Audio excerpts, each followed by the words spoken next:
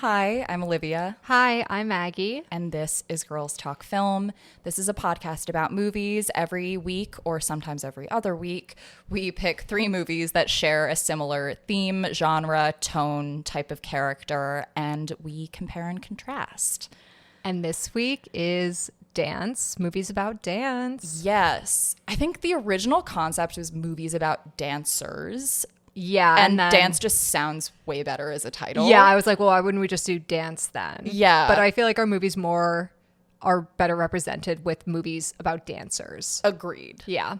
Yeah, because there are definitely some, you were talking earlier that there were some pretty iconic dance movies that we're not including this in this episode. But I'll probably say it at the end, but yeah. Not to say that we might not do them in the future. Totally. Could be a Footloose episode coming your way. Yeah, so, if you're into those movies like Footloose, Dirty Dancing, come back, subscribe. Exactly. Please like and subscribe. We need it.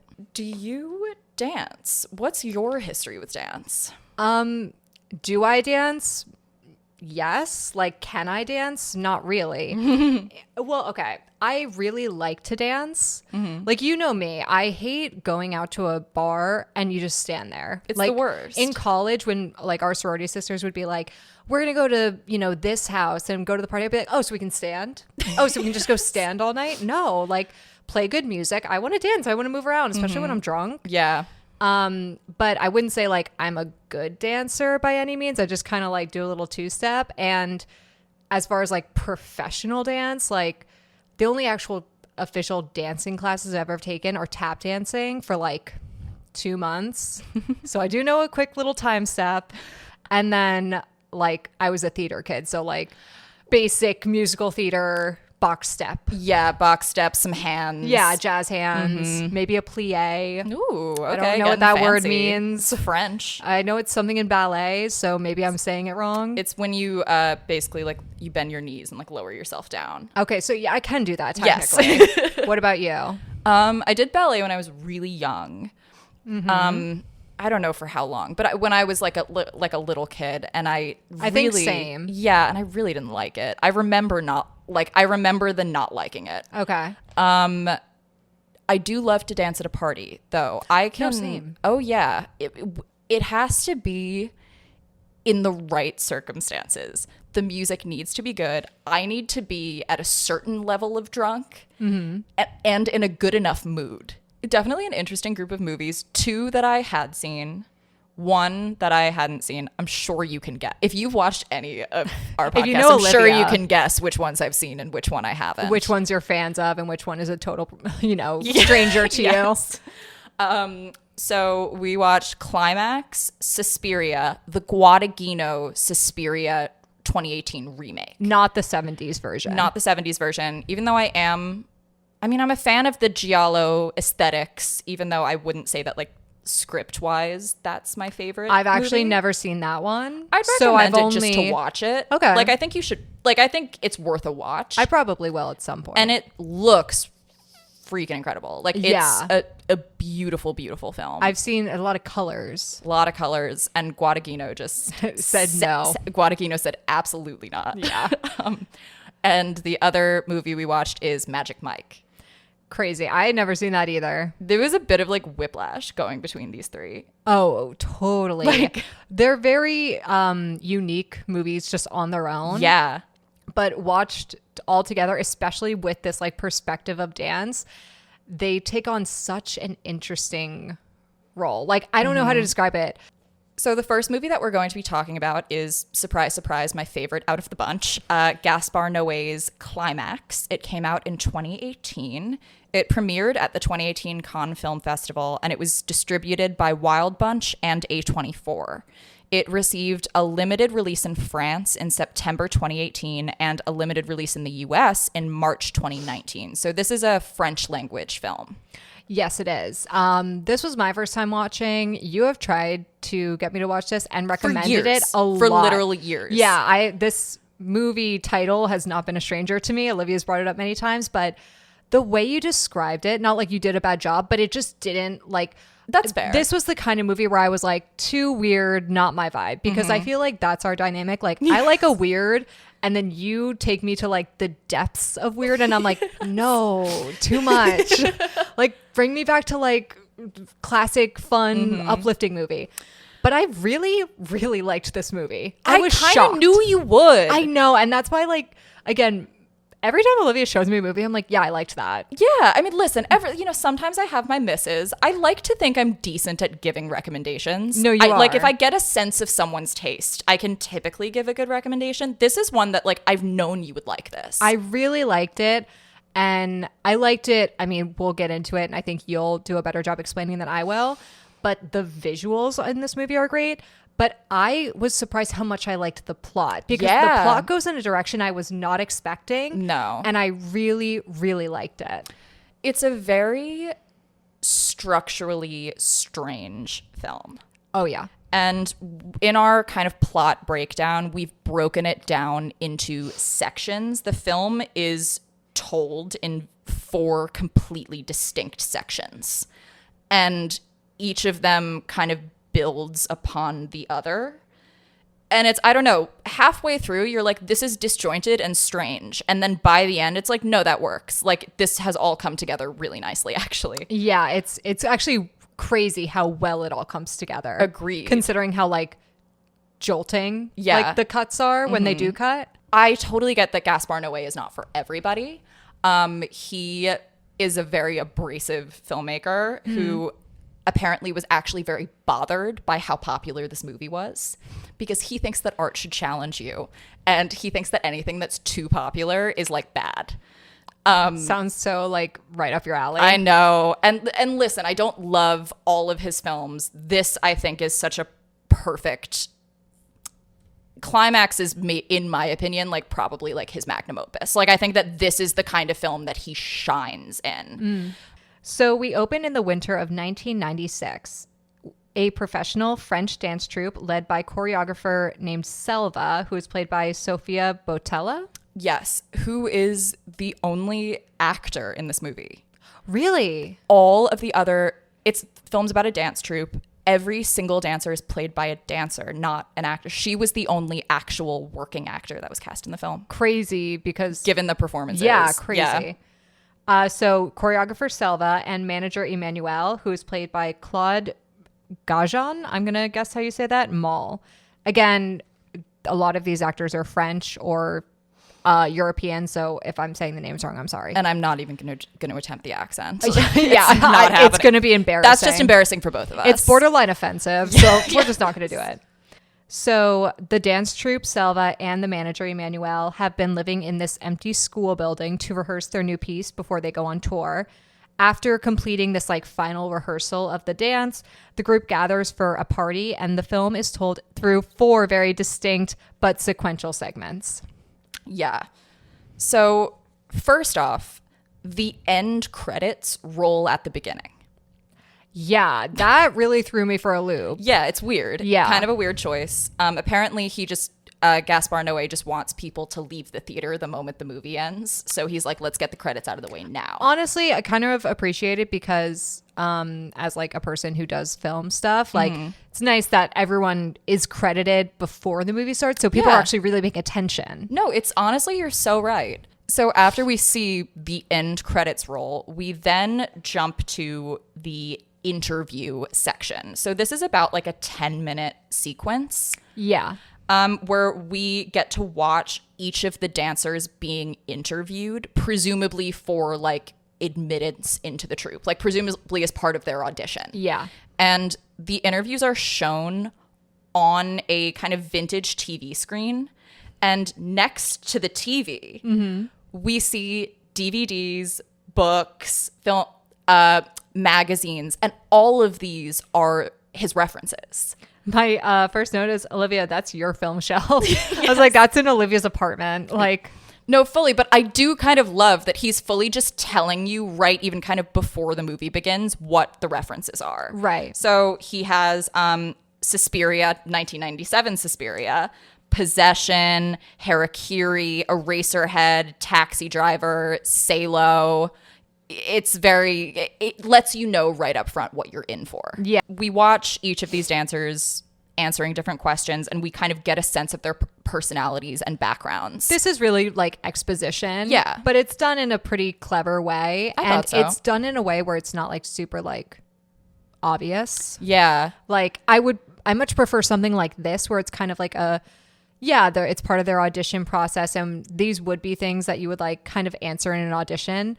Whereas if the movie had just started at the party and they're like, oh, hey, and you're my friend and you did this and that, and they try to work it into the dialogue, It wouldn't work as well. It would be just so obvious. For the direction that the film goes in, you did need this information to enter 100%. Once the film starts. Yeah, no, I did really like this. And I don't know, I kept, because it's a static shot on the TV screen with like the books and films lined up next to it. And you keep expecting the slow zoom. Yeah. And like into the TV, and it just never happens. Like it's just a static shot the whole time. And I kind of liked that. From the interviews, we cut to a long take. We watch the dance troupe perform their dance, conclude their final rehearsal, which is clearly a success. They've now choreographed this dance, and begin their like last night party. The dance style, it's kind of a mix of like voguing, street dance, like ballroom kind of. a little ballroom. You know what I mean? Like ballroom where it's like the mod. yeah. Voguing ballroom. Yeah. And there's like crumping. There's oh my god, I can't think of. You know, the people who can move their bodies weirdly. Yeah, I don't know what it's called, but Contortionism. Yeah, There's yeah. contortionist aspects to it. It's like this crazy big number. this style of dance is very physical. I gotta say though, it's not really my favorite kind of dance. That's like, fair. It's definitely impressive. Don't get me wrong. It is kind of crazy impressive in this film. Yeah. Like the physicalities, you know, I don't doubt they're very talented, but like just watching it, I wouldn't like go to a show and like pay to go see that. I kind of agree. I prefer something maybe more like contemporary ballet sort of thing. I guess what we see in Suspiria, possibly. I think more so, yeah, definitely. I think in group pieces, I like when the group kind of moves like all together or like to the rhythm. Whereas this type of dancing, it's very like one person goes out and it's very individual, or everyone's kind of doing their own thing. Yeah, the dance is very like they're all a little disconnected in within their dance, Which like I know is a part of voguing and a part of like that ballroom crumping thing, but like again, just personally, it's just not my favorite type of dance. Valid. So from there, we then move into a montage of static shots. The characters are paired off in twos, and we cut between their discussions. I really liked this. Yeah, again, it's a good way to have like exposition through dialogue, but also it's very realistic. Like that's what happens at a party. Everyone just kind of like goes off and talks to their friends, and they're all talking about other people at the party. Exactly. So it's realistic that you would like, I would pull you aside and be like, oh yeah, this guy's trying to hook up with me, but he slept with that girl and that, or, you know. And it's about all kind of the interpersonal mishmash that's gone on between the dancers while they've been rehearsing. I will say, and I'll get more into it at the end of the film when the like climax happens. But one thing that I don't love about this movie is I feel like there's too many characters. Yeah. The dialogue like here, they focus a lot on kind of like who our main players are. But there are times where I'm like, who are you? What's your deal again? I can't really remember. That's fair. I thought it was really, this part was interesting because we go from seeing them all like dancing together and doing something together, and then immediately cut to like how like something where they're all really separate. I found that kind of interesting. So like, not because also here is where we learn about kind of like, again, the interpersonal tensions between them. So it was cool to see like how they look completely united when they're doing the dance, and then now you see like, oh no, there's actually a lot of division within this group, and I felt that they represented that interestingly visually. Yeah, that's actually I didn't really think about that when viewing. I've seen this movie like 5 times. Sorry, you're probably an expert. So this section of the film concludes with another extended dance sequence, which is shot from overhead, which I thought was really cool. It was very cool. Yeah. And you kind of, I don't know, as that dance goes on, you start to see everyone getting restless a little bit. Yeah. Because it's late, you know, they've been drinking, they've been, you know, having food, having a good time. They've probably been rehearsing for hours. Yeah. So we then jump into the next section of the film, which is also, they now do the cast credits between these two sections. Yeah. The next section of the film is a 42-minute long single take. Frankly, insane. So impressive. With all of these actors, like, it's amazing how they were able to pull. I like really don't even know how they were able to pull this off. It was probably so insanely choreographed, and everyone on that set must have just been so, like, just such a pro. Exactly. And that was something that I really wanted, why I really like this film for dance, because dance is not, like, choreography is not only, like, important to the story, it's about dancers, but the actors, the whole film essentially is a dance. Like the way that the camera moves, the way that everyone moves around the camera, like the entire film is choreographed. And I'm, you know, we're not exaggerating when I say, like, the way that what happens in this next sequence, when you realize it's one take, you're like, oh my God, one wrong move. There's so much happening on the floor. There's so many people running around. And like, we'll follow one character for like 5 minutes and then we'll pick up with a different character. Right, we'll switch characters and people have to say their auditory cues at the exact right time. People have to walk through doors at the exact right time. And it's like, oh my God, that must have been so hard to nail. Yeah, I couldn't even imagine like I'd be so stressed. The intensity of the prep that went into this. And apparently they didn't, it was a relatively limited period of time, I believe, that they had to prep. And they only had, I want to say, this was a 2-week shooting period. Oh my God. That makes Is that me not so insane? nervous. I know. 2 weeks, like, you could film like a commercial in 2 weeks. That's like usually what people do. No, exactly. Not something this intricate. That's crazy. So we pick up in a long shot. It is immediately different from the earlier long shot of the dance.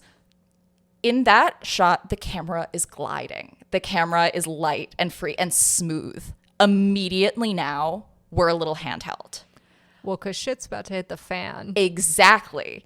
And you know right away, just literally from how the camera is moving, that like, oh, something's a little off. Like something's off, something might be going wrong. And it does. Yes, the party is continuing, but the dancers are kind of getting like agitated and a little aggressive with each other, and like they're all acting just a little weird. And they come to the conclusion, after some people start acting really strange, that the sangria, the bowl of sangria that they've been drinking all night, like for hours, has been spiked with hallucinogenic drugs. And they don't know who did it. When I tell you, I texted Olivia the second they said that, because along with, I knew some shit was going to go down just from the very limited amount that I knew about this movie. And there's like 3 lines where they mention the sangria. There's one person being like, I made it. There's another person being like, this is good. And then there's one more line. And by the 3rd line, I was like, something is up with that sangria. Like, that is our Chekhov's gun. Yeah, because Chekhov's sangria bowl. No, literally. I was like, there is no way that that's just like being repeatedly brought up for no there reason. Was like a weird amount of dialogue about the sangria. Once the 3rd line again, like the second time I was like, okay, we get it. They're drinking. And the 3rd time they said the word sangria, I was like, there's something in that punch bowl. Like it's I thought it was poison. And then the second, I think it's Selva who goes up and she's like, what did you put in the sangria? Like, you drugged us. I was like, I fucking knew it. Yeah. I love that. I love when I can like call things out in a movie. But oh yeah, this was, first of all, like also my biggest fear. Honestly, same. And I love also just with the long take, you have to like sit in their panic with them. Oh yeah. Like they're panicking around you as the viewer, and it's like you just kind of have to be there. I really love how with the long take, like you said, like we have to sit with their panic. It's like you're trip sitting people who aren't having a good trip. No, literally. But I also love how they don't, because we're with them and we're just an observer at this party, we don't see what they're seeing. So you'll see some people like smiling and having a really good trip, and you'll see other people in the corner like crying and like pulling their hair, and you're like, what are you two seeing? I thought that was I totally agree with you. That was such a good choice. Yeah. Because you're forced to imagine what they're seeing. Oh, yeah. And in some cases it's kind of clear. And in just thinking of like some scenes with Selva, where Yeah. it's like you can kind of imagine what she might be seeing. Yeah, but some characters you're like, I have no clue what you're going through. Yeah. And I thought that was great, like how you only get to see the reactions. Yeah, so they've been drugged, presumably with LSD. Yes. Yeah.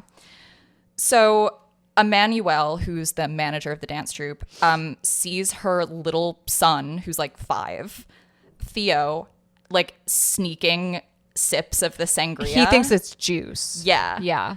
And she freaks out because she's also starting to trip out. She's been drinking the sangria. She freaks out and she locks him in an electrical room to protect him from... Everyone tripping. Yeah, like everyone's getting weird. Also, for a second I was like, why would she put him in here? But I think you can only assume it's the only door that locks. Yeah. At least from the outside. But it's not the best room to lock your kid in, obviously. Exactly.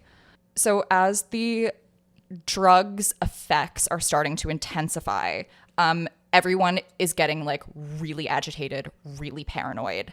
And one dancer, Lou, who had not been drinking, and we learn earlier that this is because she's pregnant, Yes. becomes kind of like the prime suspect for the person who spiked the sangria because she didn't drink. And she's attacked by a fellow dancer named Dom, who like kicks her in the stomach. Oh, that actually hurts you just reminding me of it, because when she did that in the scene, I'm like, I actually like really I had to like look away. No, it's very disturbing. It's also just so realistic, like the way she kicks her and the way she cries out in pain. I'm like, oh, I know that shit hurt. Yeah. Like that's what really made me cringe. Also, it's not in our notes, but another dancer is accused, isn't he? Yeah, there was another guy who he's just not drinking. He wasn't it was like for religious reasons maybe he wasn't drinking. So of course everyone's suspecting the people who aren't drinking. Right. And they throw him out. They lock him out of the building. Winter, it's snowing outside. That's another part of it, is they're basically like kind of snowed in tonight. Yeah. And yeah, they lock him outside like in the snow in the middle of nowhere. Yeah, that was fucked. So the rest of the group also rallies against Lou, who had picked up a knife for self-defense because now everyone's on LSD. And they're all following her around screaming at her. Yeah, like pushing her, whatever. So she ends up having a full-on breakdown. Obviously, everyone is like accusing her of drugging them with LSD. And with the knife, she slashes her face and her arm with the knife, and she threatens to end her life. Yeah. That was intense too. Very intense, because you can kind of only imagine you're put in her headspace for that moment. Oh, I'd be so panicked. It's terrifying. Like, and all these people, and they had her kind of sitting on the stairs and everyone's over her, like screaming at her, grabbing her. Like, it's terrifying. So then we move away from Lou. We follow Selva for a while, who is just, for a little while, she's just running around the building by herself, experiencing hallucinations. Sofia Boutella is so good in this. She kills it. It's like really, it's just on her kind of like running around screaming. She'll kind of calm down for a second and then start panicking again. And we're just with her for like 5 minutes when she's acting insane, and it's so engaging. Like, she's so good. It's like running a marathon. I'm sure she was exhausted after. She finds Emmanuel at one point, who we learn has lost the key to the electric room that her baby son is locked inside. Yeah. And she's clearly, I mean, she's high, but she's like panicking. She's freaking out. And we can hear... The sound design in this film is also insanely so good. Whenever we kind of get to that area of the school, we can hear the little boy like screaming bloody murder. He's calling for his mom. And he's scared because he drank the sangria too. Yeah, you can only imagine what he's seeing. And he's locked in a room. Could you imagine being locked in a room on LSD? Oh my God. And like being a kid too. Right. It's like that's probably fucks up your brain in so many ways. so bad. Selva also sees a group of male dancers beating up another male dancer named David, who David is kind of like the player of the group. Horn dog. Yeah. He had spent the entire night previously just like trying to get with any of the women. Yeah. And it's indicated that he's already gotten with a bunch of them, like throughout his time there. Like his character is literally just like Sleazy. wants to have sex. Yeah. So when the school suddenly loses power and switches to the red emergency lighting, someone kind of like jokingly shouts that Tito's probably electrocuted himself. They're like, oh, Tito's fried. And it's so terrifying because you're like, oh no, that's probably exactly what happened. No, because he stopped screaming. Yeah. Like, and he's in this room with all this with like the electrical power equipment. circuit. Yeah. Ugh. Yeah. Also, this is like thematically with a child theoretically passing away, we can only assume. And with the lights, like this is where the movie really gets, I mean, it was dark before, but like I think this It's death, now we've like kind of descended into hell. yeah. Like now everyone is too far. Like they're not even like human anymore. No, almost. yeah. Everyone's like feral. Yeah. David fails to initiate sex with Selva. He's kind of been trying all night. And then he encounters two other dancers, Gazelle and Taylor, who are siblings, and they're hooking up. I called this too. Oh, you can kind of see they're weird from the beginning. He's like very overprotective of her, and she wants to like hook up with this other dancer, and he's like, no, you can't. And so when you see them hooking up, first of all, ew. Yeah. And second of all, you're just like, yeah, I mean, that was so, I mean, talk about a Chekhov's gun. Like that was going to happen. We knew that. So Gazelle, the sister, panics, runs into the central hall where all the remaining dancers have really descended into like LSD-induced psychosis. Like some of them are still dancing. Some of them are just like writhing on the floor. Some of them are hooking up. Some of them are attacking each other. Like it actually does feel like you're in hell. No, yeah, like when she gets into the dance floor and everyone's just like on the floor around her, and it, like we're not exaggerating, like one person is like laughing, the other person is fighting at someone else, and then two people are like hooking up right next to her. You're like, oh my God, like there's nowhere to go. Yeah. Because everyone's on LSD. Taylor catches up with her and like professes his love for her. Yuck.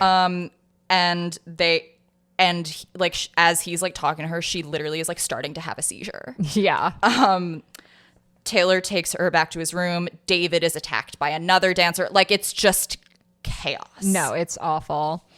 And we kind of wrap up around here, like in this hell room, which is There's now really nowhere else to go. No, and it's now like it's bathed in red light. There's the camera turns upside down. It's I'm not gonna lie, I turned my computer upside down because there were so many points I was like, I can't even tell what's happening. So I did like move my computer and I was like, what's going on? Oh my God. It is very, very, I wouldn't even say it's upsetting because I did find it really cool. Yeah. But it is very dark. That's very a bad lack of a better word. I didn't find the first time I watched this film, I was just so impressed by it that I didn't find it that disturbing. It was honestly the second time I watched it that I was like, oh, this is like really fucked up. It really is. Constantly hearing the little boy screaming inside the room is like horrible. Yeah. Like it really, and it's like this, the noise of him screaming like comes back constantly as like, just like as they pass the door. And it's so like hellish and so disturbing. Like, I don't know. This time I watched it too, I remember like his screams. I felt like very affected by the noise of him screaming. We gloss over it. Like this one girl sets her hair on fire by accident. That was crazy. Like, wild. I don't know. It's so well done. Yeah. That it's so cool. It's so impressive. It really was on like the second and third watches for me that I was like, oh, this is actually like really upsetting because I think I was so taken with the visuals form of it all and the visuals that I didn't always stop to think about the content. Weird, because usually I'm like, oh, this is too dark, or like this is crazy dark, and the visuals come later. But I think the movie did a good job of kind of balancing the two. Like I was agree. so into the visuals, but also I was like, this movie's messed up. Yeah. So the police arrive the next morning, and when they do, they find almost all of the dancers are either unconscious, injured, or dead. Emmanuelle has taken her own life outside of the electrical room out of grief because her son is dead. And we see that she must have found the key because the door's open and her son is lying there, and like the electrical, like the cabinet is open. So you can, they were right when they said he probably got electrocuted. This is again where I wish there weren't so many characters, because like the shot moves through all the people, and again, like some people are injured, some people are like asleep in the corner. No, but it's true, there are a bunch of characters that like you. There's one guy who's like has like choked on his own vomit or just like overdosed or something, and he's lying dead on the floor, and I was like, oh, that guy. Like I was like, I don't remember your name, you weren't that important in the film. Yeah, I want to say there's like 15 to 20 dancers. Maybe like more. 15, like I think like 15. Yeah, but there's really only like 7 that we know their names and we like are following their story. Yeah. So yeah, when Vomit Guy died, I was like, not really that sad. What a shame. No, literally. And as the police are searching the building, we then cut to one of the dancers, this girl Psyche, who hadn't suffered really any of the drug's ill effects. Like she the whole time was like vibing. Yeah, she was just kind of like dancing in the corner. Yeah. And we see her dropping liquid LSD into her eye. And there's like a book on like hallucinogenics and stuff. Yeah. And so that was a reason why I really liked the movie, because a big part of it is kind of like a whodunit. Yeah, but then at the end of the day, like, it doesn't really matter. It doesn't, but I was like... You liked that they showed who. I was, because I wouldn't have liked it if it was just like the cops being like, oh yeah, someone, you know, poisoned it. I like that, one, the person who drugged it was still alive. And I like that it was just like, yeah, she just wanted to like go on LSD and party. Yeah. Like, she didn't really, and her character, like we kind of follow her. She was like a German club kid. Yeah. And she just like doesn't really care the entire movie about like anything that's going on. So it kind of made it even better that it was her. Yeah. Because it wasn't even like a vengeful thing. She was just like, yeah, I literally don't care. Yeah. I did kind of enjoy that too. Yeah. I guess by the end, I guess I didn't care who did it by the end. Oh, see, I really cared who did it. Really? Okay. Like, I the whole time was like, wait, so who drugged the drink? Like, I need to know. Because there's a period where there's like 15 minutes where all the characters are like obsessed with finding out who did it, but then they all like really start tripping out, and then they all forget about who did it. Well, and also like they go on such a witch hunt. Like that one guy who they throw outside is frozen to death in the snow. Lou is like bloody and like crying out in pain in the morning, and like there's just so many people that have like suffered because they thought that they were the ones who got drugged the drink. So I was just like, and I love like that element of like, it was just keeping me watching. Yeah, I get what you're saying. I didn't mind the reveal. I didn't mind like that. I did think it was fun that at the like right as the movie ends, you see who did it. see who did it. I enjoyed that. Yeah. And I think if they were to pick anyone, her character was a fun one to pick for that. Right. Like, could you imagine if it was Daniel? It'd be like, that's so stupid. Like, yeah, this girl, it made sense. But anyway, yeah, I love this movie. I think it's just such a feat of filmmaking, and really just kind of like the people who made this film. It's like, you guys are masters of your craft. Yeah. Like you said, with the whole theme being dance for this episode, you're right. Like, this film is a dance. Like 100%. The way that it's put together and styled, it's so well choreographed. You can tell that everyone really had to rehearse this, and like you said, they didn't have a lot of time. Yeah. And so it's really, really impressive. It would be really impressive if they had, you know, $15 billion budget and, you know, 8 years to perfect this. It would still be impressive, but the fact that they had like 2 weeks and a very small budget. I know they rehearsed for longer than the 2 weeks, but like the actual filming, it was like 2 weeks. Yeah, that's crazy. Wild. But yeah, no, I love when kind of form and function are the same. Like, dance is not like, the movie's not only about dancers, but like dance is so integral to like the grammar of the film. Like, we are dancing with them. It's all choreographed. I said it all already. It's so good. Yeah, I just really like this movie, and I think in my opinion, this is Gaspar Noé's best film. But a lot of people disagree with me about that because they really like a lot of the violence against women in his other films. Oh, That's all I'll say on that. So I never get a girl arguing with me about whether or not this is Gaspar Noé's best film. I bet. Yeah. I said it was very weird, but a really good time. I enjoyed it way more than I thought I would. Will I watch it tomorrow? I don't know, because it is really messed up. But I actually really liked it. I'm going to give it a 7.5 out of 10. Nice. I'm going 9. This is a 9 out of 10 film for me. Figured. I feel like if you watch it again, it'll go up for you. Oh, I bet. Like every single time I watch this, I notice things that I didn't notice before. Yeah, I'm sure it'll probably go up with a, But yeah, another watch. Love this one, and definitely a 9, maybe even higher. We'll see. All right. So our next movie was a huge surprise to us both.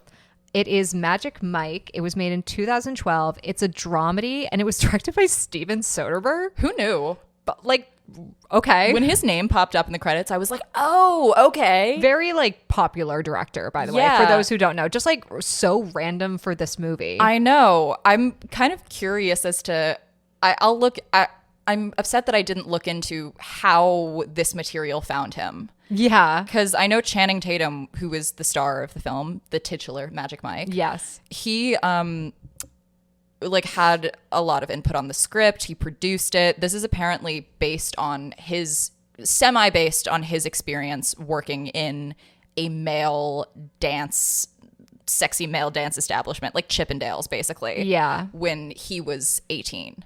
Interesting. Yeah. So it was distributed by Iron Horse Entertainment and Extension 765. Never heard of them.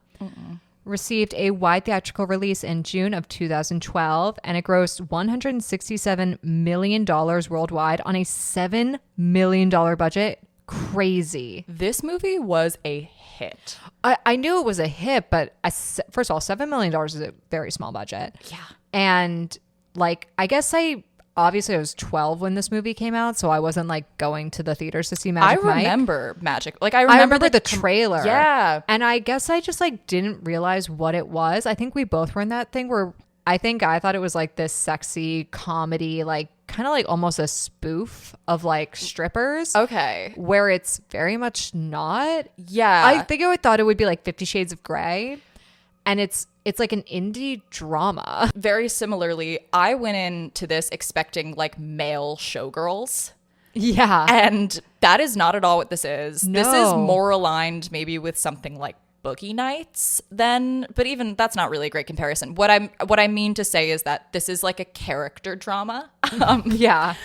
That takes place around the male stripping industry, which also such a really interesting, genuinely okay, name any other movie that talks about male strippers. No, and it's a weird and interesting world. No, yeah, truly is. Olivia and I were really surprised how much we enjoyed this. True. And listen, I have nitpicks. I have issues. It's not a perfect movie. No. And it's so funny. I actually feel like it was I went back and watched the trailer after watching the movie, and I do feel and I believe this is what the sequels became. It was marketed as the sexy man dancing movie to get all the women in theaters. Mm-hmm. And a part of me is kind of okay, the marketing kind of did the film a little dirty, because that's not what the movie is. Not at all. But it worked. It got the women in the theaters. I think the sequel is very much I think in the sequel, from what I've heard, the sequels get very silly, and the sequels become what they were marketed as. Exactly. I think you're right. So without further ado, let's get right into it. Our protagonist is a man named Mike Lane, who is played by Channing Tatum. He's a Florida native who one day plans to start a custom furniture business of his own, but currently he pays his bills through a series of odd jobs like construction, etc. But most notably, he performs at the Exquisite Strip Club in Tampa, and we meet him the morning after he's had a threesome. We are introduced to Mike as just the coolest guy in the world. Also, he's good looking and good shape. And charming and yeah, funny. Very charming. Mm-hmm. Yeah, so when we meet Mike, it's oh, so this is the man. This is the Ubermensch. Also, I'm going to say it now because you and I are both on the same page. Mm-hmm. Channing Tatum. Yeah. We did not respect your game enough. I'm so sorry.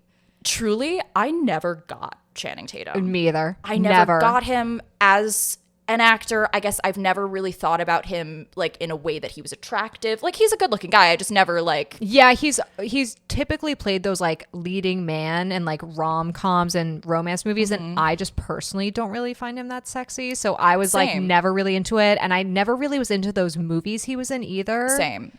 Channing Tatum, you're a star. You're such a good actor. This movie would not have worked without Channing Tatum. No, he's so good in it. Like he gives such a great performance, and again, like it's so realistic and it's so humble. Yes. And like for such a small like indie film, it's really good. Yeah. No, I really had to like give him kudos for this. I get why he blew up so big after this film. Like he's a star. Yeah, and I like please be in more dramas, man. Like Dude. You don't have to take your shirt off. It's okay, but like you're a really good actor. You know what I thought he was great into? I didn't love the movie. He was in Blink Twice, which was Zoe Kravitz's. Yeah, I haven't seen it yet. I think it's decent. He's Like, check great it out. in Foxcatcher. True. Like, I forgot about Foxcatcher. Yeah. And in Blink Twice, he plays like the villain. Like he plays like a really like sinister kind of role that I was quite impressed with him in that as well. Yeah. So okay, Channing Tatum. Okay. All right. So first note, why is it so yellow? Oh yeah. This film. That's like indie movie in the 2010s. Like that's just such a staple of that time. There's this abrasive yellow filter over the whole movie. Like it's so fucking yellow. Yeah. Oh my God. I actually really couldn't get past it. It really started to bother me. Like, as the movie went on and it stayed yellow. It's like a dust rose kind of like thing. And it's like...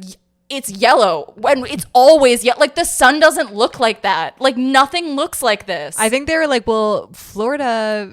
We need to make it look hot in Florida. Let's just make everything yellow. No, guys, I'm not exaggerating. So for some background on the strip club that he works at, Exquisite is owned by Dallas, who is played excellently by Matthew McConaughey. Crazy that he's in this. He's so good in it too. And he has dreams of franchising it into an empire of male strip clubs. And I really like the idea that this Matthew McConaughey, Dazed and Confused Matthew McConaughey, and Wolf of Wall Street Matthew McConaughey are the same guy, but just in different phases in his life. Oh, like he starts as Dazed and Confused and then works his way up to him in this movie as like a strip club yeah, and owner. then he becomes like a stockbroker, and then he's that guy. Yeah. Like I really want that They're to be all true. in the same universe. Yes. Honestly, kind of love that. I was watching this and I'm like, that would be so funny. Yeah, that's funny. So I'm going to choose to believe it. On a construction job, Mike meets Adam, who's played by Alex Pettifer. And Alex is a 19-year-old college dropout. He's kind of like a hothead. He's a little immature. Yeah. He gets fired from the construction job. Yeah, for like some stupid reason. I don't really remember what. But Mike decides to take him under his wing and encourages him to begin stripping at Exquisite. Yeah. So Mike kind of takes on this like big brother mentor role for him. Mm-hmm. And I really, really like our introduction to the club. Yeah. It's great. One, the music is diegetic for most of it, which I love. Mm-hmm. Like, I love that you can hear that the music is coming from like shitty speakers. And you can hear like people talking, and you can hear like waiters like bringing around drinks and stuff like that. Exactly. And you see kind of like how one like crappy the strip joint is. And also like there's this sense of like smallness to it. Like there's a little bit of like uncomfortability. Yeah, I will with say the guys dancing. There's in no way does this movie sexualize the dances. No, like really at all. I was actually really impressed Same. by how I wouldn't say completely desexualized, because it is obviously these very good looking men like being sexy. But the camera never like leers at them. No, the camera's never like doing close-ups on their abs. If anything, most of the time the camera's like in the audience with the girls. Yeah. When we get a closer shot, and we can see more of like the hesitation or the expression on the dancers' faces. And I really liked that because, again, especially with like Channing Tatum producing this film, it's about the strippers. It's about the dancers. Exactly. And their lives and the world that they live in. It's not like hot girls want to see hot guys and they're shirtless and meh. Like it was just very refreshing. So after his first show, Adam introduces Mike to his sister Brooke, who's played by Cody Horn, and Mike promises her that he will look after Adam. Mike and Brooke strike up a tentative friendship, and it's very clear Mike is attracted to her. She's very pretty. She's super pretty. I read some reviews that a lot of people didn't like her in this movie. I liked her. I thought she was good. Like, didn't like the actress? Yeah, like they didn't think that they didn't like how she played the role. Oh. I kind of did. I liked it. She's a bit weird for a romantic, for like the love interest, but I liked that. Like, I liked that she was a little weird. Yeah, she kind of has, I don't want to say she has an edge to her, but she's very like no bullshit. But also, sorry, I didn't mean to interrupt you. No, you're fine. No bullshit, but also she's like a little awkward. Yeah. And I like that. I always like when women in films are a little awkward, because in my day-to-day, I run into a billion awkward women, and women in film are never allowed to be just like awkward. Sorry, I think you mean awkward in a realistic way, not like nerdy awkward girl, and it's like so over. No, dramatic. I mean just kind of like sometimes doesn't say the right thing, or like I think it's also, I totally agree with you, and I think it's also a very, or like she's like kind of she kind of likes him at a point, but she's kind of like weird around him because she likes him and she's uncomfortable, and it's like, no, yeah, that's like how someone who likes someone acts. Well, what I was gonna say is I like how like Mike is Mr. Charisma, and he is like very smooth and always saying the right things to her, and I like that she's awkward with him. Yeah, and I like that she's kind of just like, well, just look after my brother. Like, yeah. She kind of doesn't really know what to say. So I agree with you. I think the actress did a great job. So Brooke also goes to one of these shows at Exquisite and sees that Mike is a very talented dancer. He's like kind of the favorite at the club. He's the star of the show. Yeah. He's like the closing act, essentially. Yeah. And he's clearly like on another level as a dancer than the rest of than like his. Yeah, he's clearly very strippers. Talented. Yeah. And as the movie goes on, Brooke, like we said, starts to grow more attractive to Mike. Sorry, in the scene that Mike dances, and we kind of and Brooke is kind of like, oh wait, he's really good, and we as the audience are also kind of supposed to start seeing how like sexy and good he is. And I wrote in my notes, I'm sorry, something about seeing his little thong peeking out over the pants really just ruined any sex appeal he might have had. Do you think you could ever go to a male strip joint? No. Me either. I would be so uncomfortable, actually. Okay, fun fact. Not about male strippers. Oh, okay. But one time in college, my birthday is like very early in the school year. And so my friends used to like throw me birthday parties. And one year, my one friend did a lap dance for me, and I was so uncomfortable. I was like, wow, I could never, ever go to like a male stripper or like at a bachelorette party, like have a male stripper, because I would die of embarrassment. Like, I'm just kind of shy in general. And something like that, I was beet red. I'm with you. Yeah, so I don't think I could ever go. I'm with you. It just, the whole thing would be just a little weird for me. I would just find it too weird to be there. No, yeah. I it's not for us. No. No. We're the kind of people that will have a dinner for our bachelorette party. Like, we're literally like, we're playing chess. No, fully. So Adam, has started working at Exquisite full time, and he begins to fall further into kind of like the more debaucherous elements of the stripper lifestyle, like using drugs, having sexual encounters with the girls in the audience. When Dallas announces that he has a plan to move the club and their act to Miami, Mike confides to Brooke that he's actually really tired of this lifestyle. Like, Mike is over it now. He only does it to pay the bills. Exactly. It's not his passion. He has ambitions. Yeah, he wants to open that business. Yeah, he wants to open a custom furniture business. I have something to say about this. Okay. I actually have like a decent amount of notes about this. Okay. So about him wanting to open a furniture? Yes, about the business, okay. About the furniture business. So we first find out about that he wants to do this business in one of the opening scenes. Like, it's like the second line of dialogue. Fully. It's like, oh, like that table's really nice. And he's like, yeah, I actually made that table. Like, I want to start a custom furniture business. How cool is that? So then that table is then the next scene is like he goes to a bank and like shows like the teller catalog, and like the only image we see is like of that table that we already saw earlier. And then spoiler, that table gets broken later in the movie and it's like a big deal. We never see anything else he makes. It's only that one table. We also never see him make anything. They had a $7 million budget, Olivia.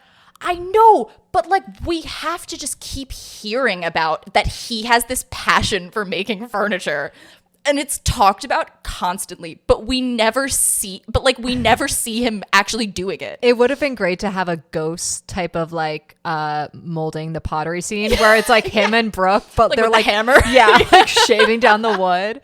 That would have been good to see. Okay, sorry, I'm done now. Rant over. So yeah, Mike is applying for a loan for his small table business. And the bank declines his loan application. He does also try to pay it all in cash.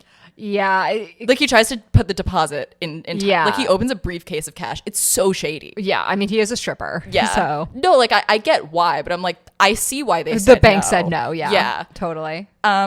He realizes that he has to stay in the stripper business, like at the club, to continue to pay his bills, which is really depressing to him. Yeah. Mike and Adam later attend a hurricane party at Dallas's house where Adam gets roped into this scheme created by a guy named Tobias, who is like the DJ at the strip club, and he's played by Gabriel Iglesias. Fluffy. Yeah, like such a random casting choice. I know. I actually did look into this. Yeah. Apparently Channing Tatum was just like a huge fan. Oh, okay. And like fully just like wanted him. I mean, he does great. Yeah, no, he's but it is very random. So Adam gets roped into this scheme created by Tobias to sell drugs to the clients, and is eventually given a like package of ecstasy to sell.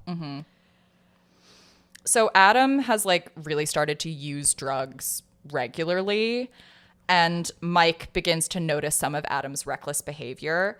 This is a part of the film where I'm like, it kind of does seem like Adam went from like, oh, like I like to party, to like all of a sudden he's like a raging drug addict. Like literally one scene later, he's like, he has like a problem. It feels a little fast. Yeah. So a few days later, they actually go to a private party at a sorority house because they're performing there, Mike and Adam.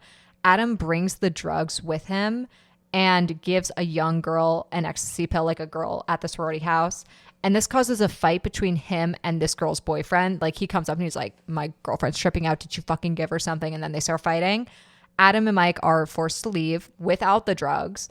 And Adam then tells Mike that they're worth $1,000. And they also didn't collect their payment from the performance, which Dallas is like furious about. Yeah. So now Adam owes Tobias and these drug dealers $1,000, and they also didn't get their payments, and now they're in trouble at work. After their show the next night, Mike and Adam go to a club. Adam vomits and passes out. Like he's so far gone. Yeah. He's so into drugs. Brooke finds him on Mike's floor the next morning and like very angrily confronts Mike. It's like, you promised you would protect my brother. I found this a little cheesy. I found it a little cheesy too. And also like, girl, you're his family. Also, yeah, he like lives with you. Right. Yeah. Like you're literally his blood. Like you're the only one here who like really owes him something. Right. Like I get Mike said he would, but also like Mike met him 2 weeks ago. So Fully. Maybe like step up. Tobias and his suppliers actually break into Mike's house looking for Adam, and where they break the table, and they reveal that the drugs that Adam had weren't worth $1,000; they were worth $10,000. And Adam was just like an idiot who was like, "Yeah, I can sell $10,000 worth of drugs." That was so frustrating. Yeah. And Tobias is very much like, I'm sorry, but like this is out of my hands now. Like, yeah, these guys are mad, not me. And so Mike gives up most of his savings to pay Adam's debt in full, which was just so like... Because he's just like such a solid guy. Right. And also like he knows Adam doesn't have that money and probably won't get it anytime soon. Yeah. And he wants to hook up with his sister. Yeah. Which their sister. flirtation has gone on for so long, but they have not consummated anything yet. But Adam acts ignorant of this encounter afterwards. And like, obviously that pisses Mike off. Like so justified to get angry about that. Like I I gave you $10,000. Like I gave you my savings. And got you out of a world of trouble. And like, I don't even get the acknowledgement of that I helped you out. Yeah, that really pissed me off. Yeah, same. So later, before the dancer's final performance at Exquisite, Mike decides that enough is enough. Like, he's just over this lifestyle. And knowing that Dallas has no loyalty to really any of them. No. And is driven by greed and his money. And the whole thing is like, they're going to Miami. Like, the whole group is going to Miami to kind of take the next step in making this club a bigger thing. And Mike has had kind of this internal struggle of like, basically going to Miami is like committing to being a stripper for a while. So Mike leaves the club through the back door. After realizing that Mike is not coming back, Dallas immediately just like puts Adam in his place as the lead dancer. He doesn't even hesitate. Like, all of the other dancers are like, dude, Mike's gone. Like, where did he go? And they can tell they're a little shaken. And then Dallas immediately is like, all right, well, show must go on. So Adam, let's go. And it's a little like icky. Yeah, it's super icky. And I mean, McConaughey's so great at playing just like slime ball kind of characters. Totally. And he's such a slime ball. He's the like, worst. He's like greasy. Yeah. Mike drives to Brooke's apartment and tells her that he has quit stripping. He's left the club. Brooke has now at this point learned what he did for Adam, that he gave Adam that money. And she invites him to join her for breakfast. They have a heart-to-heart at her kitchen table, and they have their first kiss. And that's where the movie ends. Also, I'm kind of like, did we just kind of forget about Adam? Like, is he okay? I think his fate is to kind of be like forever in this club. Yeah. Like, not in the way where Mike was, where he can get out. Like, I think like Adam is just kind of like, that's what he's destined to do. I know. Like, he's a druggie and I'm just a little bit like, I liked the ending. I liked the scene that we ended on. Mm-hmm. I didn't love that we ended on the romance plot line. I wish it had ended on Mike kind of just like leaving town. Yeah, or something. I was actually like really surprised that we ended on the romance plot line. They had to keep the people who came for sexy Channing True, Tatum. They had to give him one kiss. Have to give the female audience something. Yeah. Yeah. I mean, they were like, what the hell? I came here to look at abs and I'm learning about like a story about like drugs and like strippers and like kind of existential crises. Yeah. Like, yeah. But yeah, I don't know. The film, it really did surprise me. I really enjoyed it. I had a way better time with it than I thought I was going to have. There is substance here. Like, this is actually a really, like, it's a solid drama. Yeah, I wouldn't say I really enjoyed it, but I enjoyed it a lot more than I thought I would. I thought I was going to be like, I thought I would hate it. Yeah, I thought this was going to be like fun hate watch, like 1 out of 10, crappy movie that I laugh at. And I was like, oh, wait. No, once it gets going, it's actually like, pretty good. Yeah. And again, I think, like you said, the star of this entire movie and the thing that makes it soar is Channing Tatum and his performance. He's so great. He's really great. I mean, don't get me wrong, the other actors do a good job. Oh, yeah. But he is just so solid in this movie. And the whole movie rests on him being like so charismatic, so likable and so charming. And he is like, he is all of those things. Mm-hmm. Yeah, no, I'm going to give Magic Mike a 6 out of 10. I think I'm going to give it a 5.5, but I was debating that or 6. So I think I'm right there with you. Yeah, that's like, I enjoyed it and it really surprised me. The best way to describe it for me is like, it's that kind of movie where if I was like scrolling, people are like, Magic Mike, I'd be like, actually guys, it's like, in defense. It's like pretty good. Yeah, I think I would be like, no, it's actually like a really misrepresented movie. And I feel like it's been long enough that like, let's reintroduce Magic Mike into the cultural conversation. Yeah. Like let's re-examine Magic Mike because guys, it's good. Someone just like make a new poster for it or something and then just like re-put it out in theaters and let's see how it does. Like, because I feel like most of Magic Mike was like a millennial Gen X thing. Like when it came out, that was the audience. I feel like we as Gen Z maybe need to revisit it. Also, obviously, like don't remake Magic Mike like the movie. No, it doesn't need a remake. No, but I do think like it's really interesting, the world of like male strippers and male exotic dancers. Like, I think that's a really niche, untapped, like just world of stories. Agreed. And a lot of the most interesting parts of the film are the parts where we get insight into the world. Yeah. Like about how they would like flirt with girls at bars, but it's all like a ploy to get them to come to the show later. Like it was all very kind of, it was interesting, and it was something that I wasn't, it's a world I'm not familiar with. And just like with movies like Anora, like just winning the Oscar, I think it's just like, I think it'd be really cool to see more movies about that. So yeah, I could see some other like cool films being set in this world. I'd be interested to explore it more. all right, final movie. Yes, Suspiria, the remake. Suspiria, Guadagnino. Guadagnino. I thought I had it earlier. You did, and now I'm Luca, sorry. I skip over the G and the I go Guadagnino. I think in Italian, I took Italian for 8 years, so this is embarrassing. I think the way you would say it in Italian is Guadagnino. Guadagnino. That makes sense. The silent G makes sense. If I'm saying it wrong, kill me, I guess. Sorry. Again, it's embarrassing that I don't know how to say that. But yeah, Suspiria, 2018, a horror movie. Yes. It was directed by Luca Guadagnino, written by David. Yeah, good luck saying that name. Oh, God. Written by David Kajganish. Yeah. Yeah, I think you got it right. And it is based on the 1977 film Suspiria, which was written by Dario Argento and Daria Nicolodi, and also directed by Dario Argento, famously. So the movie premiered at the Venice International Film Festival in 2018, and it was distributed by Amazon Studios, which I didn't realize. Apparently, this was like one of the first films that Amazon Studios distributed. Crazy. It received a very limited release in 2018 in October, and it grossed only $7.9 million against a $20 million budget. Whoa. No, it was a flop. Okay, well, I'll save my opinion until the end. But I am a little surprised it was a flop because I believe this was Guadagnino's follow-up to Call Me By Your Name. Oh, I was going to say, he's a pretty well-known director. Yeah. And it's a well-known movie, the 70s one, so I'm surprised that it wouldn't do well. Me too, especially as like, this was the year after Call Me By Your Name. I'm going to be 100% honest, and I think Olivia's going to get a little mad, but I actually don't really like this movie.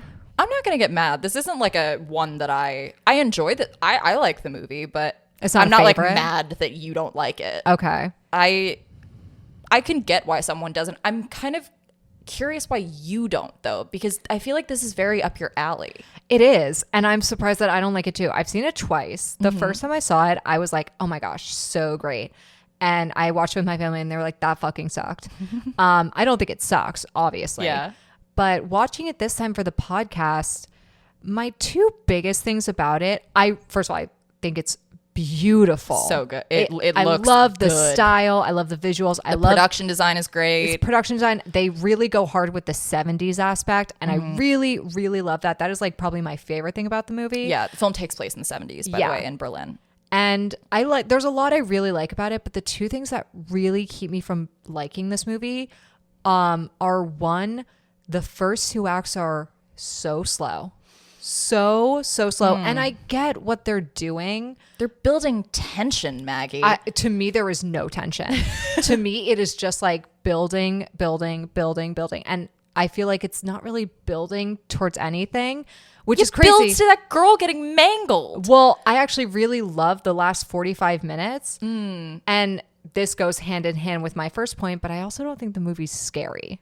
Like, yeah, it's not. And like, that's, I think the thing that really holds me back is because it's like categorized as a horror movie, and it's, in my opinion, so slow. And I get it. But also, I love 70s horror movies, and that was kind of a thing in the 70s. They would have a very slow, kind of eerie tone.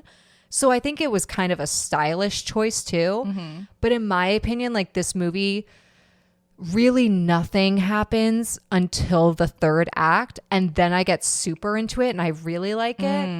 And I can already tell that you disagree with me. Because I feel like the tension was built so well. I was on the edge of my seat, girl. I was like, I was tense. I don't know why the tension just isn't there for me. That's I think so it's interesting. I think the story is interesting. Yeah. But and again, it's not scary at all to me. And I think that's what makes me angry at the movie is like, I want it to be scared. I love horror movies. Yeah. And so I'm like, yeah, where's the scare? And there's a lot of moments where it's very atmospheric and it's very creepy. Yes. And like, it's like eerie. Yeah, no, I quite liked it. I liked how it's really a remake in name only. If you watch the original, this is more of like, this is a reimagining of a similar story, but it is a complete there's this whole subplot just kind of about how the Cold War is going on, like right outside the walls. That's a big part of it. That's not a thing in the original movie. The inner workings of the Coven are really not as much of a thing in the original movie. Some of the people who worked on the original movie were kind of just like, why are you remaking Suspiria if you clearly just wanted to make a different movie? Which I don't valid argument, I guess. It's valid, but I don't really mind that. If anything, like I wish remakes would take more liberties instead of just trying to copy the magic of the original. I agree, but I don't, because sometimes I'm like, just make a different movie then. But I also agree with you where it's like, I don't want, what is the point of a shot for shot remake? No, like do something new with the material. Right. If you're going to if you want to like kind of put your name forward and like adapt something. So the film begins in 1977. Susie Banyan, who is played by Dakota Johnson, is a young American Mennonite from Ohio. And we meet her right after she's traveled to Berlin to audition for the famous Marcos Dance Company. Susie's arrival in Berlin coincides with the disappearance of one of the Dance Academy's students, Patricia, who's played by Chloe Grace Moretz. Like, she's an actress who I'm like so wishy-washy about. Like sometimes I'm like, she did really good, and sometimes I'm like, get her out. I agree. Like I've seen her be really great in things, then sometimes it's like, oh, you're bad. Yeah, like you're not a good actor. Yeah. I think she was passable in this. She's only in one scene. I was more just like, I just can't believe they got her in this movie. Yeah. For one scene. She's only in one scene, really. Yeah, it was crazy. Patricia has vanished after telling her psychotherapist, Joseph Klemperer, who's played by Tilda Swinton in prosthetics. I do love the detail that almost like every man is like a woman. Yeah. Except for like the exception of like 2 random police officers. Yeah, but it's entirely women. It was very cool.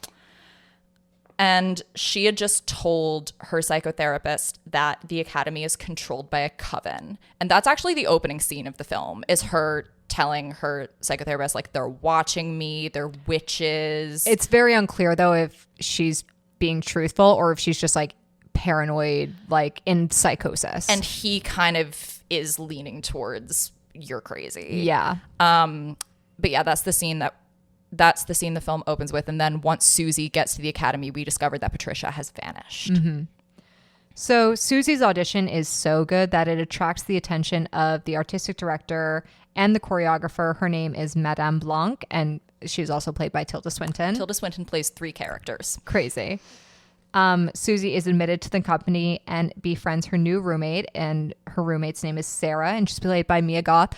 I love Mia Goth. I have to say, before watching it this time, I like Mia Goth, but like before, I was just kind of like not really into her. Oh, I have been on the Mia Goth train. I know you love her. Yeah, I do. I love her weird little voice. Like, okay, I'm glad you said that, because this time, I think before it kind of annoyed me, and maybe I was like, that means she's not a good actor if she can't change her voice. And then this time watching it, I was like, oh no.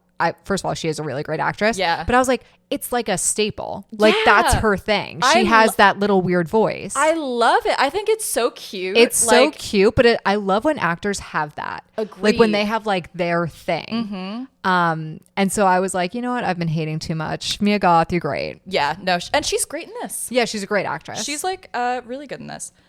So during Susie's first rehearsal with the dance company, a dancer named Olga accuses the matrons of being responsible for Patricia's disappearance. Like, Olga just like freaks out in the middle of rehearsal and is like, I know what you did. Like, I know you did something to her. Clearly, she's been stewing for a little bit. And then I think Susie's arrival is kind of like her breaking point. Yeah.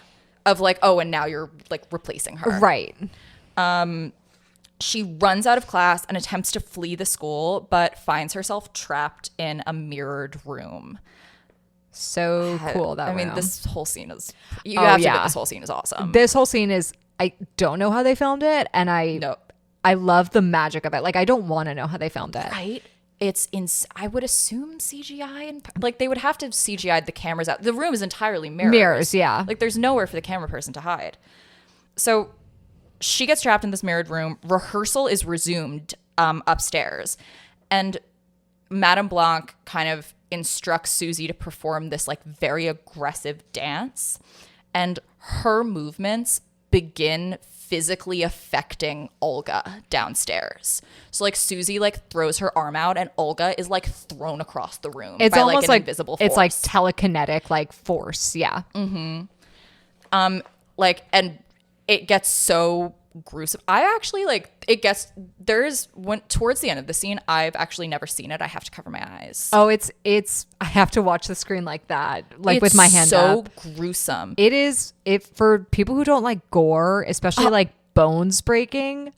This is not the movie This for is you. oh my god. When I tell you, it is so upsetting, like the way her body twists and contorts. I'm actually like, it's hurting me right now remembering it. Yeah, like her, like it breaks her bones. Her organs are twisted. Like she She's not even. She doesn't even look like a person at the end of it.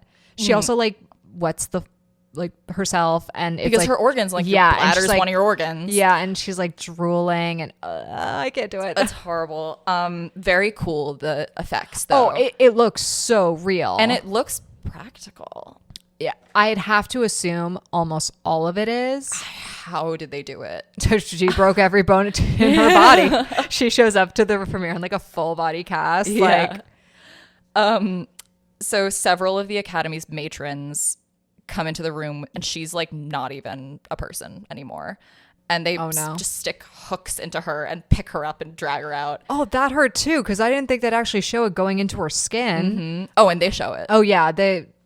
No. One thing I will say about Guadagino gets a lot of credit in his more romantic movies like Challengers or Call Me by Your Name, or I guess more romance focused movies that about kind of what a sensorial filmmaker he is. I mean, just think about like the sound, the smells and the sounds and the senses of Call Me by Your Name. Like it's such a sensual film. Even Challengers. No, like, extremely. yeah. Like very sensual, very connected with the body. And with touch. Yeah. And I feel like he really uses that sensibility to his advantage in horror. I would love to see him do more horror because this is one of the scenes that I really enjoy. No, but it's like that is what a great filmic instinct to have for gore. So later the matrons hold an informal election for who is to serve as the coven's new leader. The vote is between Madame Blanc, who's Tilda Swinton, as we said earlier, and Mother Marcos, who is an old and disfigured witch. Who is also played by Tilda Swinton. Yeah. Who has controlled the coven for a long time and for whom the Dance Academy is named Marcos, ends up winning the popular vote. And afterwards, one of the matrons who voted for Blanc kills herself. Yeah. And we can only assume because she imagined a worse punishment awaiting her. Yeah. You said it, but and I'll let you get into it, but I agree with you where the politics are actually pretty interesting. And it's something that I didn't notice on the first watch, but on the second watch, I was like, oh, I like this. I just enjoyed that, like, we get to learn about the inner workings of the coven. Like, we also learn that Mother Marcos is in charge because she claims to be, like, the kind of descendant of one of the three mothers, the Mother Susperiorum. Yeah, there's like three mother witches. Who like all witches are like descended from them, and yes, Mother Marcos basically claims to be like the manifestation of Mother Superior. Yeah, like a reincarnation in some way. Yeah, but it's also debated like, is she? Mm-hmm. But people are also like too scared to confront her on that because they don't want to like go against her if she actually is Mother Marcos. Exactly. It's just I enjoyed that it's like a side of this that we get to see, because in most horror movies, like you wouldn't learn about like the inner workings of like the politics of the coven. Yeah. It's just like, oh, they're scary witches. And I like how Madame Blanc is like bitter, but you can't tell if she's bitter because she says that Mother Marcos like isn't really the real Mother Marcos. She's the one who's like, well, how can we know? And I like how it's like, well, is she bitter because she wants to be in charge, or is she like, does she really the real believe? deal? And Yeah. she actually is like, no, we have an imposter. Like this woman is faking us all. So it's interesting because you don't really know where she's at. Yeah. But yeah, no, I liked the coven politics scenes. Like I thought it was like what a strange thing to include in this movie, but like I'm interested. Yeah, it also helps like the world that we're living in. Exactly. It really does start to build out the world. So Susie is continuing to climb the ranks of the dance company, and she's kind of becoming Madame Blanc's new protege. She's shown to have like this almost insane natural gift for the style of dance of the company, which is also witchcraft. Yeah. Meanwhile, her friend Sarah has been growing increasingly suspicious of the matrons since Olga disappeared. So first Patricia, then Olga. It's like something's going on. Yeah. She meets with Patricia's psychotherapist, Klemperer, who tells her about Patricia's state of mind before she disappeared. And Sarah also discovers hidden hallways in the building and that are filled with mysterious relics and like weird objects. So on the day of the first performance of their show, which is called Volk. Yeah, the dance that they're performing is called Volk. Oh, I thought it was just like the show. Oh, it's like this specific dance. Oh, okay. Yeah.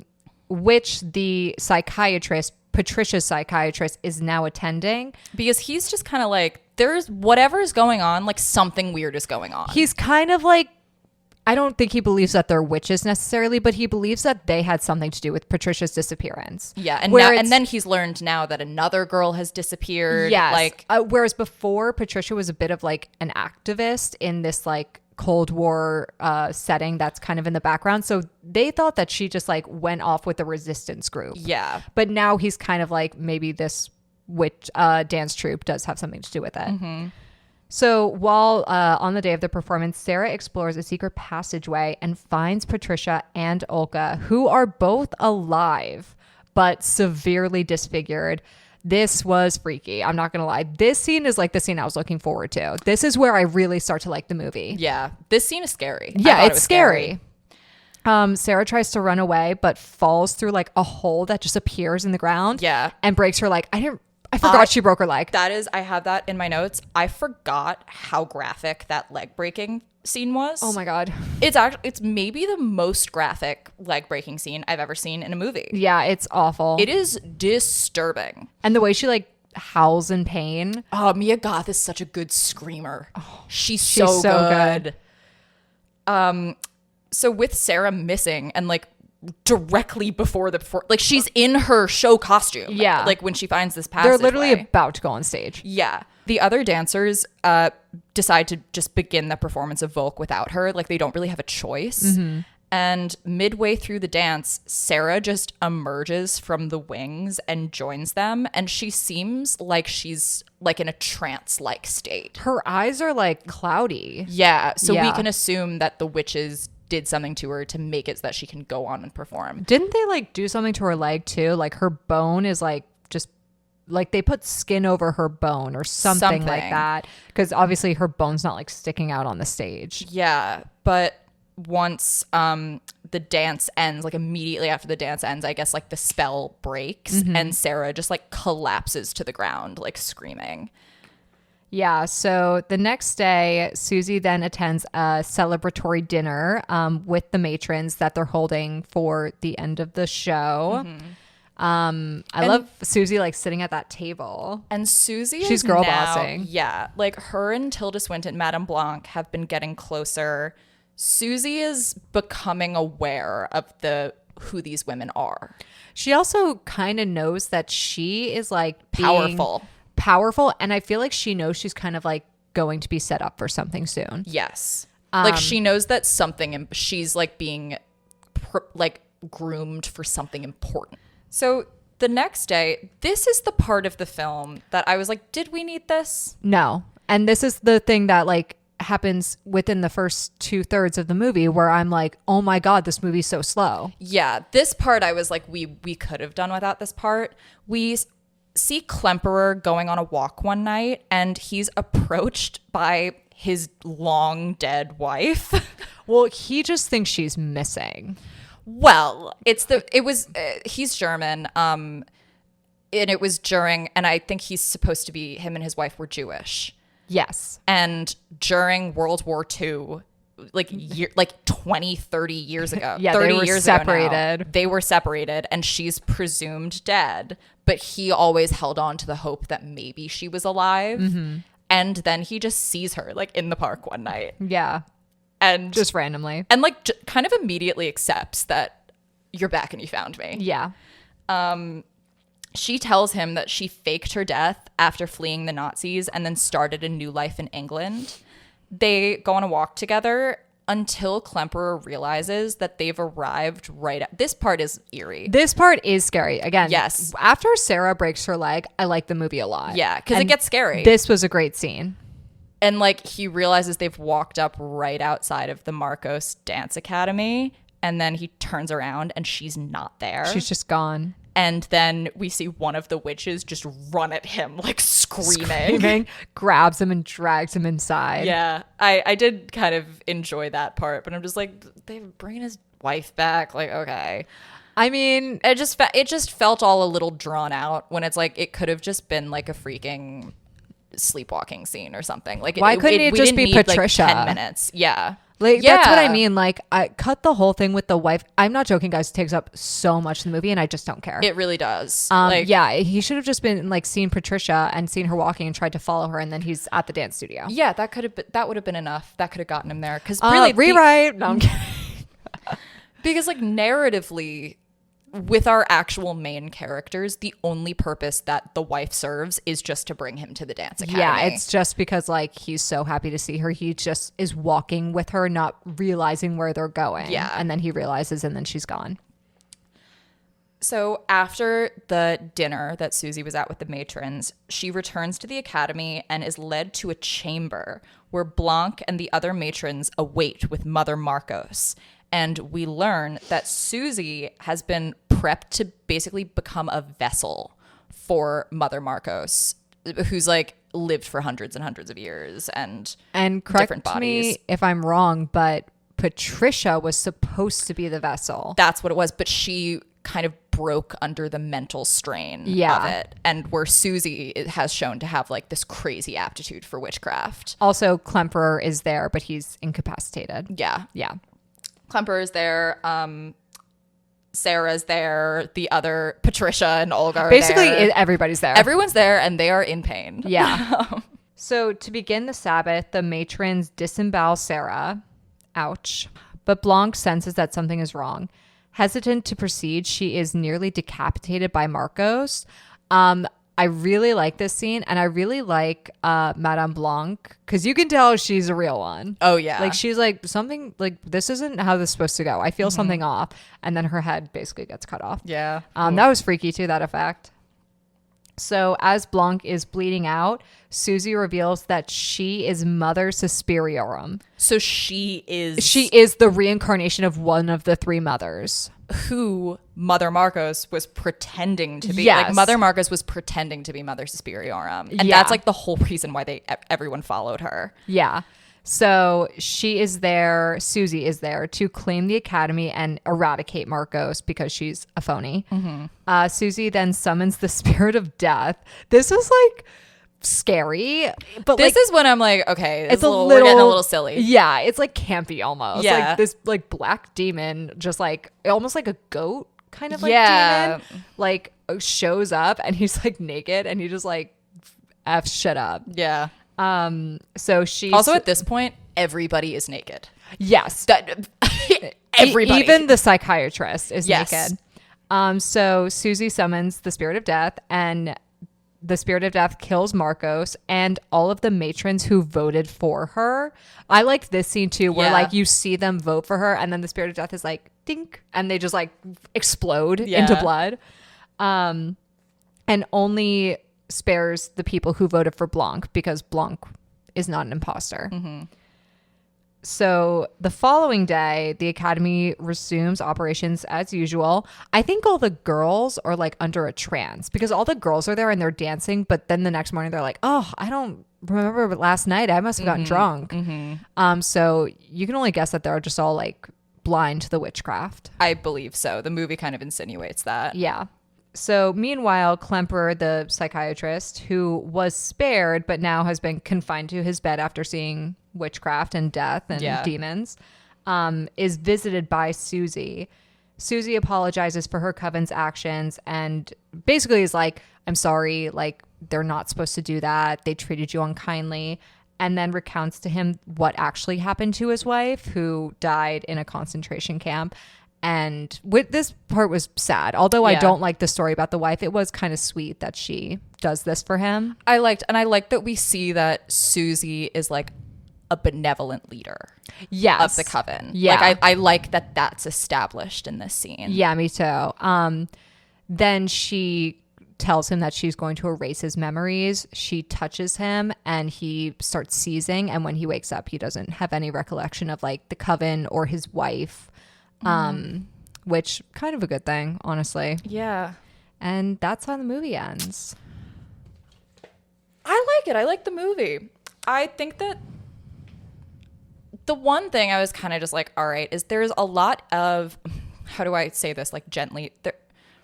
There's a lot of visual allusions and I mean text allusions to like motherhood and womanhood. And there's a lot of vaginal imagery that evokes thoughts of a lot of nudity, lots of genitalia. Yeah. And I honestly don't really feel like those themes were explored on any level besides the visuals. Yeah, it's not really, especially for like a movie that's all about women. And supposedly, like, it's all about motherhood. And it's like, even like we, near the beginning, we learn about like how Susie's mother is dying. All the heads of the coven are all called mothers. Yeah. Susie's kind of rebirth. She like opens her chest and it looks that was cool, that part. It did look really cool, but it's a vaginal. Yeah, it literally looks like the opening of a woman's privates. Yeah. And I'm just like, I'm into it. Like, I'm into it. Right, I'm down. But like, in what way in the script is like any of that really explored? It's not. Like this isn't, and even the whole decision that like even the men are played by women, and it's like, but what are we saying with that?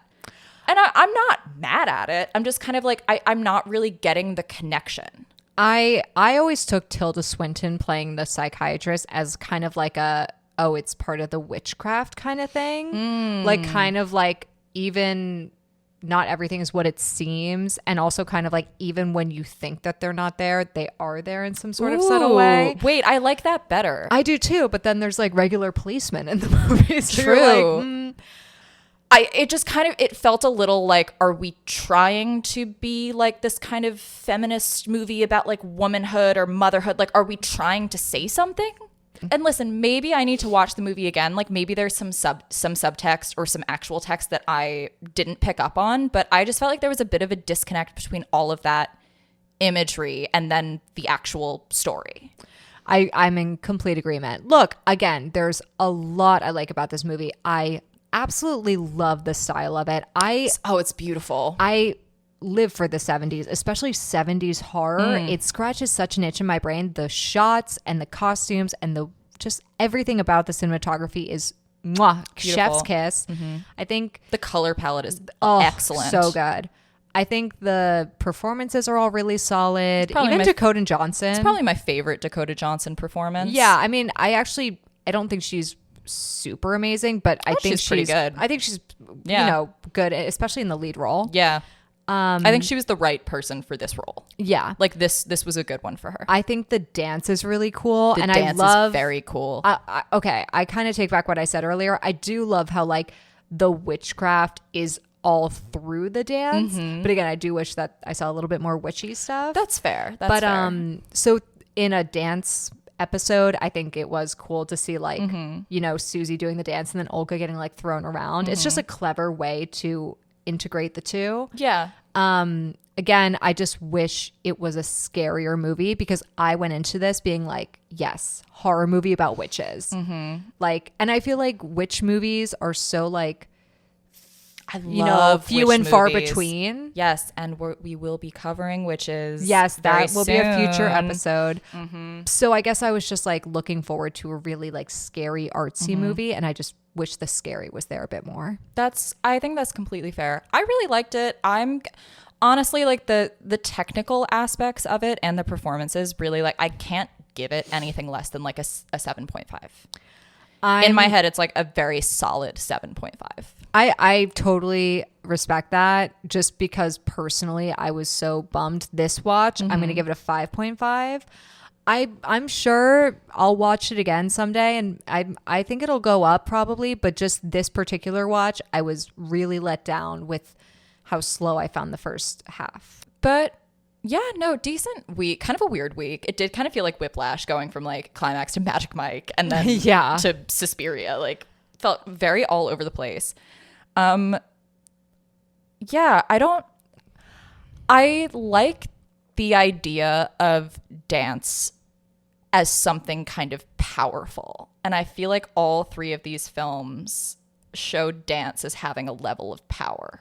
That's a really, really good way to look at the movies that we've picked for this episode because I said it to you off camera and we said in the beginning, but I was a little like bummed when I first saw our lineup for this week because I was like, where is Footloose? Where is Dirty Dancing? Where is like the Step It Up movies? Like we did agree on this lineup together. I know. You know that. I know.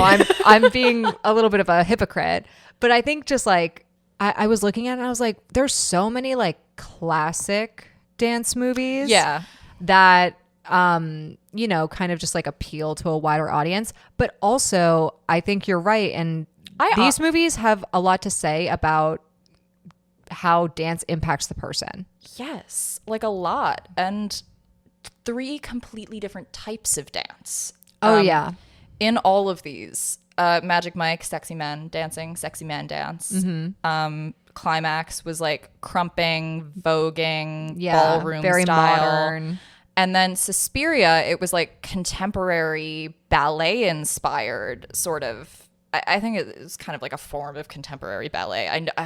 Listen, I have enough ballerina friends to know that I don't know anything about ballet, and that to call something ballet when it's not is very offensive. Right. So we're sorry. Yeah, but I really enjoyed it. I do just like love watching good dance, and I feel like I did get that out of these three movies. I got good dance. So next week we will be talking about vampires, and we will be watching Sinners, Nosferatu, and Let the Right One In. I am very excited for this lineup. I think this might be one of our best lineups. Agreed. I cannot wait. And like three totally different takes on the vampire. And three absolute bangers. Like I cannot even begin to describe. It'll be fun. So feel free to watch along with us and join us next week for that episode. I'm Maggie. I'm Olivia. Bye. Bye.